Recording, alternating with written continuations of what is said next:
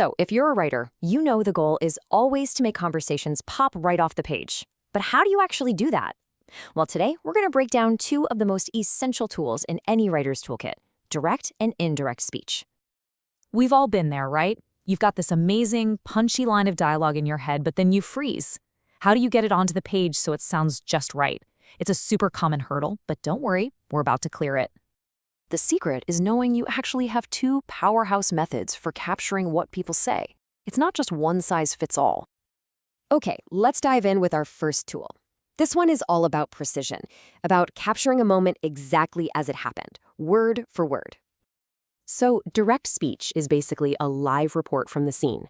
You're quoting your character's actual words. And the big signal for your reader? You know them, those little speech marks or inverted commas that wrap around the dialogue. Check this out, a perfect example. We know exactly what Jamie said. This volcano isn't dormant at all. Those speech marks tell us these are his precise words. It's like we're standing right there next to him, hearing it for ourselves. Now, to really nail this, there are a few simple rules. Always, and I mean always, start a new line when a new person starts talking. It just makes it so much easier to follow. And here's a big one. Make sure your punctuation, like commas and periods, goes inside the speech marks. Oh, and if it's totally obvious who's speaking, you can just drop the he said to keep the dialogue moving fast.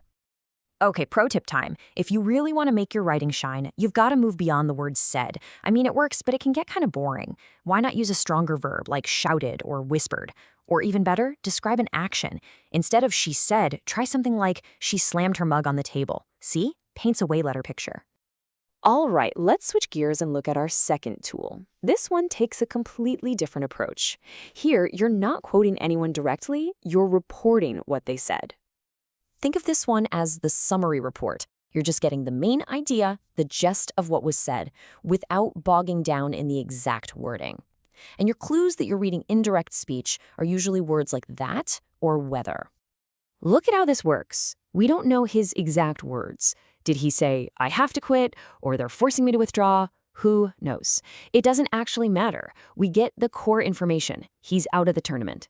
That's the real power of indirect speech. It's super efficient. And you guessed it, this one has its own rules. The big one? No speech marks. None. You're not quoting, so you don't need them. You also have to watch out for little shifts. Pronouns might change, an I becomes a he or a she, and the verbs often shift back in time. So I will go becomes he would go. It's a subtle but important change. Okay, so we have these two very different tools.